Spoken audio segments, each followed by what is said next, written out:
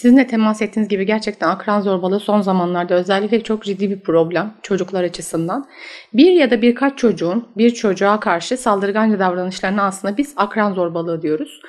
Tabii burada belli özellikleri olması lazım. Yani mesela niyetli, kasıtlı bir davranış olması lazım. Birden fazla kez tekrarlanıyor olması lazım. Ve güç dengesizliği olması lazım çocuklar arasında. Baktığımız zaman zaten akran zorbalığına genellikle fiziksel özellikleri farklı olan çocuklar ya da etnik kökeni farklı olan çocuklar uğrayabiliyor. Örneğin işte diş teli takan, kekeme olan, boyu çok uzun ya da çok kısa olan, kilolu ya da zayıf olan çocuklar çok daha fazla akran zorbalığına maruz kalabiliyorlar. Genelde ortaokul döneminde ve lise döneminde karşılaştığımız bir sorun ama son zamanlarda bana da gelen ilkokul dönemine kadar inmiş durumda akran zorbalığı maalesef ki. Burada çeşitleri var akran zorbalığının. Mesela fiziksel zorbalık var.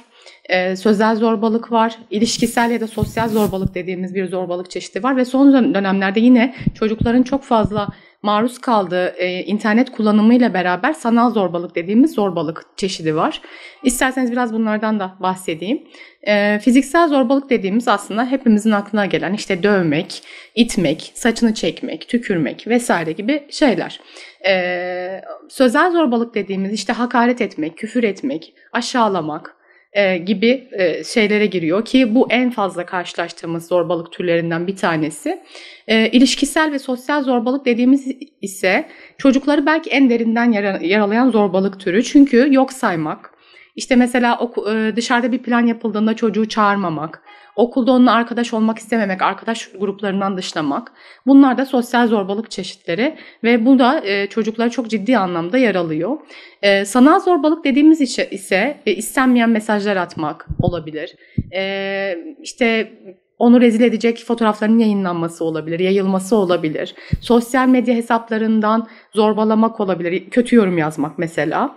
İşte fotoğraf yayınladı, fotoğrafın altına kötü yorum yapmak gibi. Bu da son zamanlarda en çok karşılaştığımız zorbalık türlerinden bir tanesi. Şimdi tabii zorbalıkta birkaç şey var. Mesela zorbalık yapan bir grup var. Zorbalığa maruz kalan bir grup var, mağdurlar. Bir de hem zorbalık yapan hem mağdur olan kişiler var. Mesela kendisinden daha güçlü bir tarafından zorbalanıyor. O da daha kendisinden zayıf birine zorbalık yapabiliyor.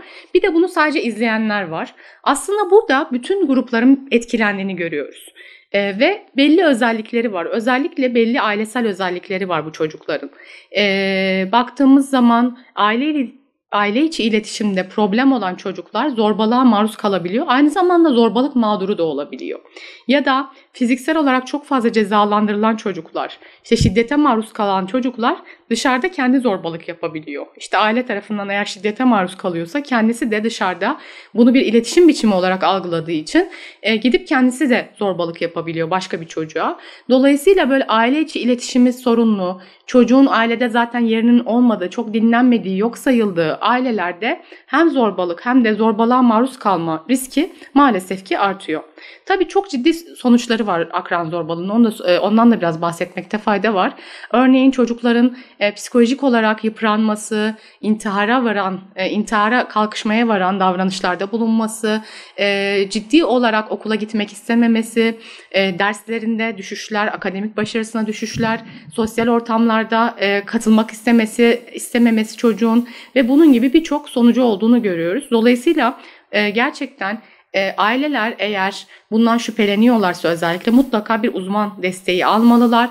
Okul yönetimiyle konuşmalılar. PDR birimleriyle mutlaka iletişimde olmalılar. Çünkü bunu en çok fark edenler gerçekten okulun psikolojik danışmanları oluyor. Bunlarla iletişim halinde kalmaları çok önemli ve böyle bir durum varsa eğer çocuğa destek olmak, gerçekten hem psikolojik hem sosyal destek olmak, zorbalık yapan çocuğu da engellemek çok önemli. Çünkü siz ne kadar zorbalığa maruz kalan çocuğa destek olursanız olun, eğer o devam ediyorsa, süreyen bir zorbalıksa bunu bitiremezsiniz. Dolayısıyla öncelikle o zorbalığın engellenmesi okul yönetimi tarafından mutlaka ve ailelerin bu konuda uyarılması, destek olması gerçekten de çok önemli. Kesinlikle bir etkisi var. Şöyle bir etkisi var. Bir kere sosyal medyada hepimiz mükemmel görünmeye çalışıyoruz. Dolayısıyla ergenlik çağını düşündüğümüz zaman işte sivilcelerin arttığı, dış görünüşün biraz daha problem olduğu ya da dış görünüşe çok daha fazla dikkat etmeye başladıkları bir dönem çocukların. Dolayısıyla burada Özellikle eğer şey varsa, çocuğun dış görünüşünde sivilce gibi bir şey varsa ya da kiloluysa ya da başka bir şey varsa bunu sosyal medyada mesela çok daha fazla maruz kalıyor. Fotoğrafını yayınlayamıyor, yayınlandığında zorbalanıyor ya da hep mükemmel insanlar görüyor etrafında. Çünkü filtreler var, biliyorsunuz ki filtre kullanıyor herkes ve ben neden böyle değilim diye çocuk bu sefer kendisi de üzülmeye başlıyor. Arkadaş çevresi kısıtlanıyor ve hani sanal zorbalıktan da bahsettik ki ona çok daha fazla maruz kalıyor. Elbette ki bu anlamda bütün zorbalık çeşitleri ya da bütün şiddet çeşitlerinin artması gibi internet kullanımıyla beraber bu sanal zorbalık ya da işte bütün zorbalık çeşitlerinde de artış olduğunu söyleyebiliriz elbette.